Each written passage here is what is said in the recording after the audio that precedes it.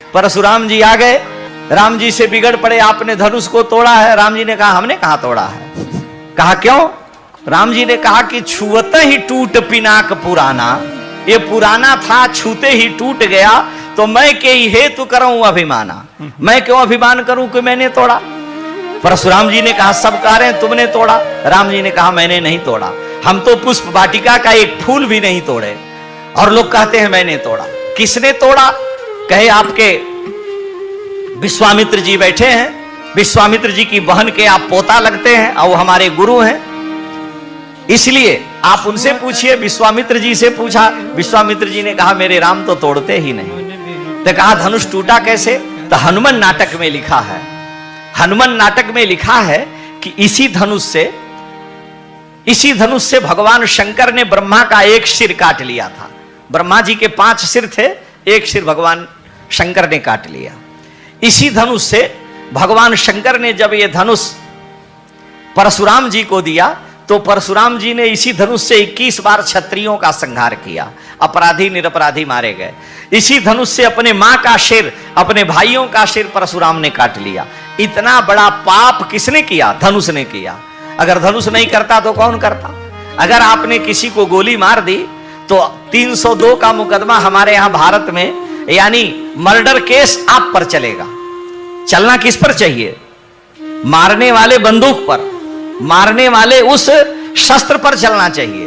आपने तो केवल अंगुली ऐसे की है, लेकिन आपके उस अंगुली के ऐसे करने से गोली निकली, अगला व्यक्ति मर गया, तो सजा और सारी जो व्यवस्था है कानून की, उसको दंडित किया जाना चाहिए, उसको टुकड़े टुकड़े काटा जाना चाहिए जिसने मारा। लेकिन उसको कुछ नहीं होता और आपको सजा होती है और आप रोते भी हो कि हाँ मैंने मार दिया। अरे भाई तुमने क्या किया है? सारा काम तो किसने किया? बंदूक ने किया, रिवॉल्वर ने किया। लेकिन बंदूक रिवॉल्वर अपने को करता नहीं मानता, वो ये नहीं मानता कि मैंने किया, और हम कुछ नहीं करके अपने को सम्मान लिए कि मैंने किया है, मैंने किया है। तो भगवान कहे जब तुमने किया अहंकार तो तुम बंधन प्राप्त होगे। मैं सारे संसार का नाश करता हूं अर्जुन, लेकिन मेरे में अहंकार नहीं है।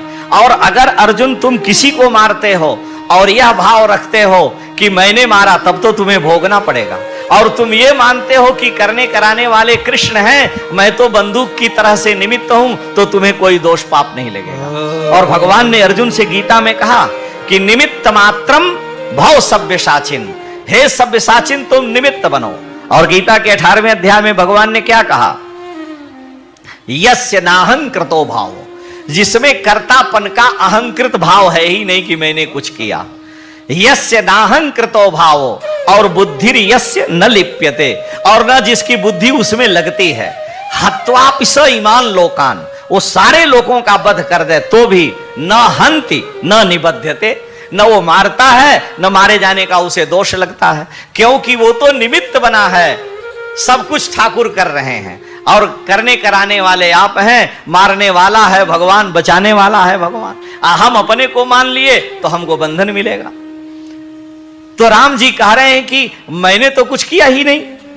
और धनुष, इस पाप के कारण 21 बार क्षत्रियों का हजारों की संख्या में संहार हुआ, ब्रह्मा जी का सिर काटा गया, मां का सिर काटा गया। धनुष से इतना बड़ा पाप बना। वो धनुष भी सामान्य नहीं है, दधीच की हड्डियों से बना है, उसमें ऋषि के प्राण हैं। वो धनुष सोचता है कि मैं अपना पाप कहां धोऊं, मेरे पाप का प्रक्षालन किस तीर्थ में होगा? गया में तीर्थ स्नान करने से होगा कि गंगा से होगा कि सरजू से होगा कि जमुना से होगा? मैं अपना पाप कहां धोऊं? वो धनुष बेचारा परेशान था वर्षों से, और पृथ्वी में किसी की सामर्थ्य नहीं थी कि उस धनुष के पाप को धो करके उसको हल्का कर दे, क्योंकि पाप भारी होता है। तुलसीदास ने लिखा है मंथरा के लिए कि पाप पहाड़ प्रगट भई सोई। मंथरा अयोध्या में पाप की पहाड़ है, उसको शत्रुघ्न जी ने जब मारा तब हल्की हुई है। कुबर फूट गया तो उसका पाप कट गया, भारी हल्का हो गई।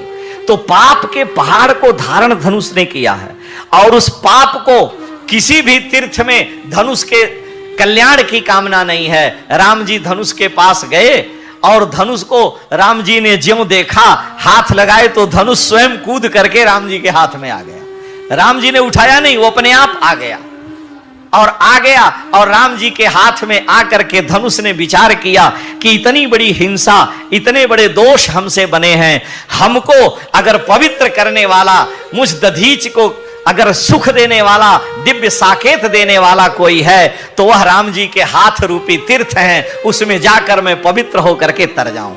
तो धनुष ने आकर के स्वयं अपना शरीर श्री राम जी के हाथों में छोड़ दिया। ये हनुमान नाटक में श्रील हनुमान जी ने लिखा है। हनुमान जी जब रामायण लिखते थे, पत्थर पर लिख करके नाखून से समुद्र के किनारे इकट्ठा किए। वाल्मीकि जी ने 24,000 श्लोक का वाल्मीकि रामायण लिखा, हनुमान जी को दिखाए कि देखिए आप हस्ताक्षर करिए। तो हनुमान जी ने कहा कि हमने भी पत्थरों पर रामचरित लिखा है। वाल्मीकि जी जब देखे हनुमान जी के लिखे हुए रामचरित को तो रोने लगे भर भर भर भर। पूछा हनुमान जी ने क्यों रो रहे हो? कहा कि आपके जो रामायण को, आपके जो इनको पढ़ेगा वो मेरे रामायण को कभी नहीं पढ़ेगा। हनुमान जी ने सारे पत्थरों को समुद्र में डाल दिया और वाल्मीकि जी के यश की रक्षा के लिए, ब्रह्मा जी के वरदान की रक्षा के लिए वाल्मीकि रामायण प्रसिद्ध हुआ। लेकिन बहुत वर्षों बाद जब समुद्र से पत्थरों का समुद्र आगे पीछे घटता है, ढूंढा गया तो वो पत्थर लिखे हुए श्लोक वाले मिले, तो उनका संग्रह किया गया। उसी को महारामायण या हनुमान नाटक कहा गया और उसमें हनुमान जी के द्वारा लिखे गए भगवान के चरित्र मिलते हैं। उसी में यह लिखा है कि तद ब्रह्म मातृवध पातक मन्मथारी, ब्रह्मा जी का वध, मां का वध, तद ब्रह्म मातृवध पातक मन्मथारी, छत्रांतकारी, क्षत्रियों का अंत किया, छत्रांतकारी, रघुनंदन पाप भीत्या, तद ब्रह्म मातृवध पातक मन्मथारी, छत्रांतकारी, रघुनंदन पाप भीत्या, ऐशम धनुर, ऐश माने शिव जी का, ऐशम धनुर निज पुरश्चरण आयनूनम, अपने पापों का प्रायश्चित करने के लिए धनुष ने देहम मुमोच रघुनंदन पाणी तीर्थे, राम जी के हाथ रूपी तीर्थ में आकर के धनुष ने अपना शरीर छोड़ दिया, अपना प्राण त्याग दिया, क्योंकि राम जी के कर कमल रूपी तीर्थ में अगर मैं आ गया तो मैं तर जाऊंगा।